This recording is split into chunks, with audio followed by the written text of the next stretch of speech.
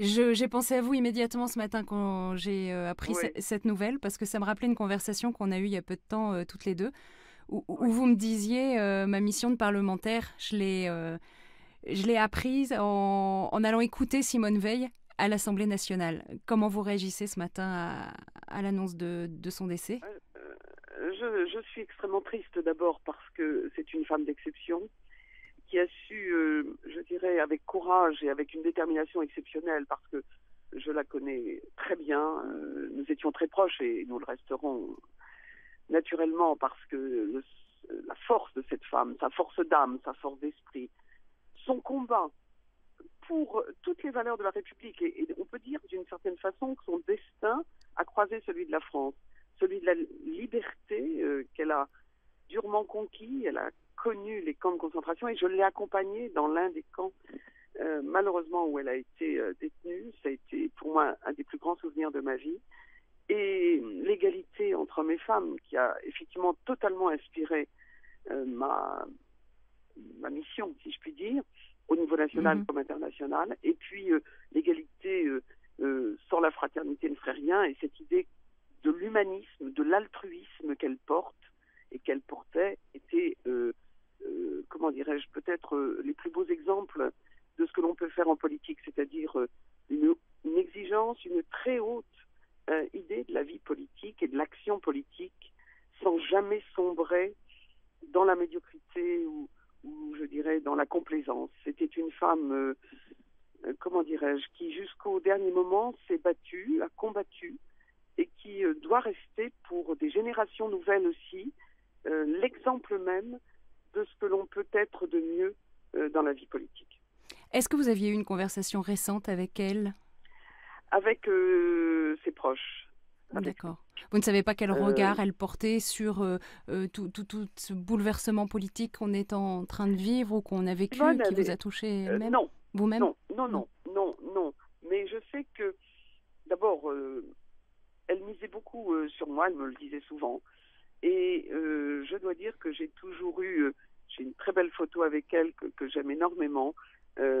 Quand j'étais au gouvernement, on se voyait souvent et elle m'a toujours inspirée sur les décisions à prendre, la façon de réagir euh, à la vie, quelle qu'elle soit, et surtout cette idée que la politique c'est le long terme et que de ce point de vue il ne faut jamais céder à la pression du moment. Donc je pense qu'elle serait parfois très en colère de voir un certain nombre peut-être de réactions ou de visions un peu étroites. Elle avait la vision vraiment de l'horizon politique et c'est pour cela qu'en matière de droits des femmes et singulièrement de la loi sur l'avortement, mais pas seulement, c'était une femme passionnée par tout ce qui était égalité et je pense que sa force, c'était vraiment précisément de voir très loin, jamais rien lâcher.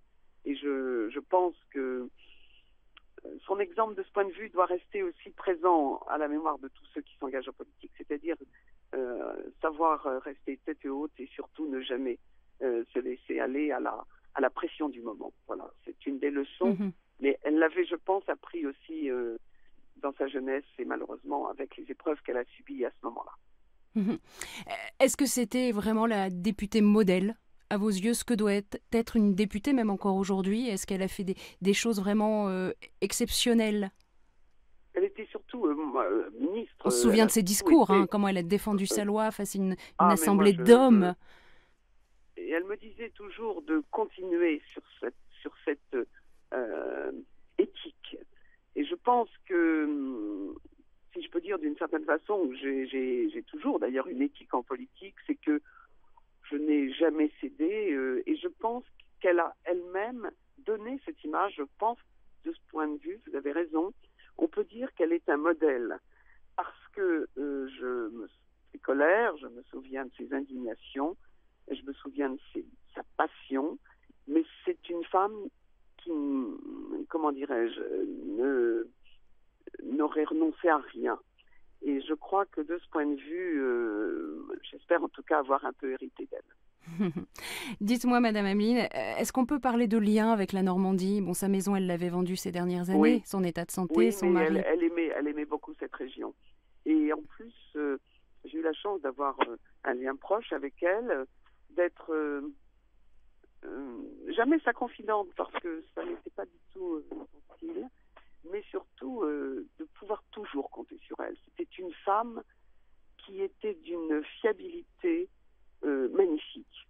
Et je dois dire que c'est peut-être la seule dont je puisse parler comme ça. Mhm. Est-ce que vous savez pourquoi elle aimait Cambremer et la Normandie? Qu'est-ce qu'elle y trouvait?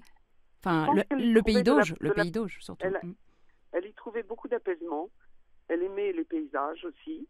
Et puis, elle aimait s'y retrouver comme dans une thébaïde pour réfléchir. Et elle était très discrète, extrêmement soucieuse de rester en famille avec quelques amis. Et je dois dire que c'était aussi un point que nous partagions souvent. Parce que je pense que nous avions aussi la même vision de ce que pouvait être aussi la réflexion et parfois un petit peu ces parenthèses enchantées que sont des retours à la campagne chez soi. Donc elle aimait beaucoup cette région, oui. Elle préférait le bocage normand au Matu vu de Deauville? Ah, oh non, on n'avait pas à Deauville, c'est vrai. Elle n'aimait pas en tout cas du tout le côté, comment dirais-je, ou snob, ou pas du tout. Non, elle n'est pas du tout construite de cette façon. Et je pense que quand on connaît sa vie, on ne doute pas un instant qu'elle avait une autre hiérarchie de valeurs. Oui. D'accord, très bien. Bah, écoutez, je vous remercie. Je suis désolée de vous avoir dérangé pendant ce petit temps de repos. Non, parler d'elle, au contraire, je vous remercie vous, parce que c'est une femme que j'aime beaucoup, que je vais continuer à aimer beaucoup, et qui va, je l'espère, continuer à inspirer, encore une fois, non seulement toutes les femmes, mais beaucoup de générations, parce que elle est très rare.